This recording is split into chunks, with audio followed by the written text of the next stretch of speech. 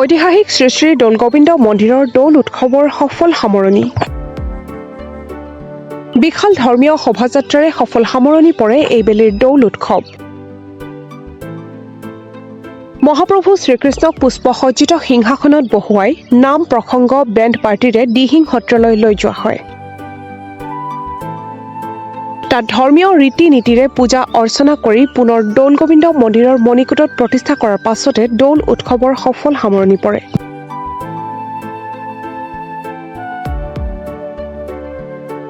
ধৰ্মীয় শোভাযাত্ৰাত ভক্তসকলে ইজনে সিজনক আবিৰৰ ৰঙেৰে ফল্গোৎসৱৰ শুভেচ্ছা জ্ঞাপন কৰে।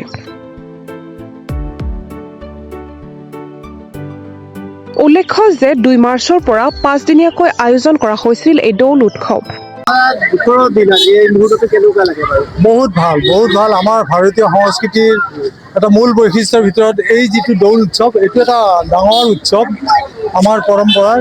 আৰু উত্তৰ গুৱাহাটী দৌল গোবিন্দ মন্দিৰত এইটো 5 দিনীয়া কাৰ্যসূচীৰে উদযাপন কৰা হৈছিল। আজি শেষ দিন। আজি মহাপ্ৰভু দৌল গোবিন্দক গোটেই উত্তৰ গুৱাহাটী ভ্ৰমণ কৰি তাত দিহিং সত্ৰত তাত তেখেতক স্নান কৰাই আকৌ আহি আমি সন্ধিয়া সোমাম বিভিন্ন ৰং ধেমালিৰ মাজেৰে। এইটো এটা আনন্দৰ বিষয় আৰু আমি এটা একতাৰ প্ৰতীক নিধন কৰাই তাৎপৰ্য। হলিকা নামৰ যিটো হেৰি আছিল, তাৰপিছত এইটো মেঘবধ নামে মেঘদাহ পৰ্বটো, এই মেঘদাহ অসুৰ আছিল। এই অসুৰে যেতিয়া আমাৰ ভগৱান শ্ৰীকৃষ্ণ আনন্দ কৰি থাকে, এই আনন্দৰ মাজতে 2-3জনীমান মহিলা অপহৰণ কৰি লৈ গ'ল। গতিকে এতিয়া এইটো বুজায় যে অপহৰণ কৰিলে তাৰ শাস্তি আছে। এই আধ্যাত্মিক শোভাযাত্ৰাত হাজাৰ হাজাৰ ভক্তই অংশগ্ৰহণ কৰে। এতিয়া আমাৰ যাত্ৰা আৰম্ভ হৈছে।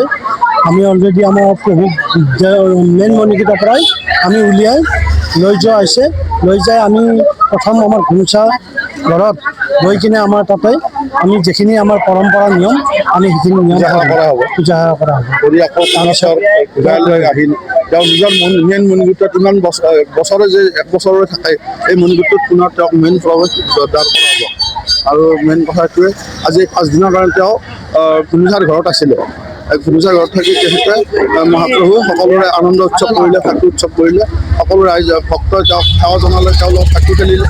আৰু আজি শেষৰ দিনাখন তেওঁক আমি নগৰ ভ্ৰমণ কাৰ্য কৰাই নি পুনৰ তেওঁৰ মূল গৃহ অৰ্থাৎ মূল গৃহ যাক আমি লক্ষ্মী গৃহ বুলি কওঁ, তেওঁ লক্ষ্মীৰ লগত একেলগে থাকেতো, গতিকে তেওঁ লক্ষ্মীৰ গৃহত পুনৰ তেওঁক স্থাপন কৰা হ'ব। আজি 1 বছৰৰ কাৰণে তেওঁ ঘুনুচাৰ ঘৰলৈ গুচি যায়। তেওঁ পুনৰ আকৌ ঘূৰি আহি আকৌ লক্ষ্মীৰ গৃহত প্ৰৱেশ কৰে 5 দিনৰ কাৰণে। আজি সেইমতে তেওঁক আমি 5 দিনৰ কাৰণে আকৌ লক্ষ্মীৰ গৃহত প্ৰৱেশ কৰাম। আজি এই পবিত্ৰ এই নগৰ ভ্ৰমণ কাৰ্যত যোন ভক্তই তেওঁৰ চৰণত ভাবি গৈছে একেলগে, সকলো ভক্তৰে এই পাপবিলাক মোচন হয়। এইটো এটা ধৰ্মমূলক কথা। গতিকে মনৰ আশা পূৰ্ণ হয়, পাপ মোচন হয়। আৰু যাৰ যি হ'ব লগা আছে মানে অসুখ বেমাৰ আজাৰ আছে যদি সেইটো কটা যায়। এইবিলাক এটা লোকবিশ্বাস আছে, ধৰ্মীয় বিশ্বাস আছে। আমিনগাঁৱৰ পৰা মধু মাধৱ দাসৰ ৰিপৰ্ট, প্ৰাত টাইম ডিজিটেল।